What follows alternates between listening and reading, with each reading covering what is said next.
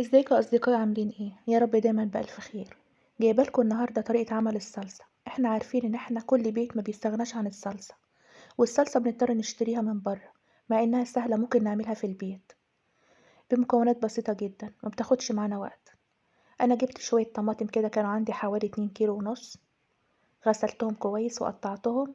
وكان عندي بنجر، حطيت بنجرية كده شققتها شرايح كده، وعلى شوية مية، وجيت معلقها على النار وسبتها لما تاخد وتدي كده وتغلي مع بعضها، لغاية ما حسيت ان الطماطم خلاص القشرة الفوقانية اتشال. كده الطماطم طبقت معانا. هنطفي عليها بقى ونسيبها لما تبرد خالص، وبعد كده هنضربها في الخلاط. نضربها في الخلاط، نضربها بالهاند بلندر، نضربها بايدينا زي امهاتنا زمان كده بالمصفى، زي ما انتوا عايزين. انا هضربها في الخلاط وبعد كده هبقى اصفيها.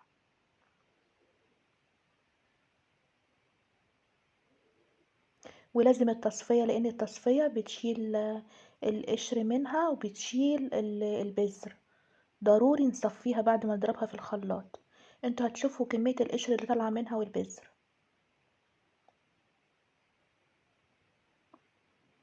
شوفوا ما شاء الله قوامها حلوة تقيلة. شوفوا بقى كمية القشر اللي طالعة منها. فعلشان كده بقول لكم لازم تتصفى.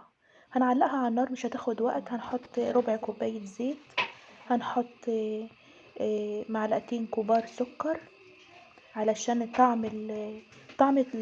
الصلصة ما يبقاش لاذع، فلازم نعادل الطعم بتاعها. بنحط معلقتين سكر ومعلقة ملح ونسيبها لما تطيب، مش هتاخد وقت كتير. هي كده طابت اهيت وهي بقى بتطرطش في الحلة، يعني تخلي بالكم لازم توطولها النار جامد. يعني شوفوا حرف الحلة عمل ازاي. وصلصة جميلة والله، طالعة جميلة ممتازة واحسن من اللي بره، ومضمونة لانك عاملاها في بيتك. يا ريت لايك للفيديو لو اعجبكم، واشتراك في القناة. اشوفكم على خير.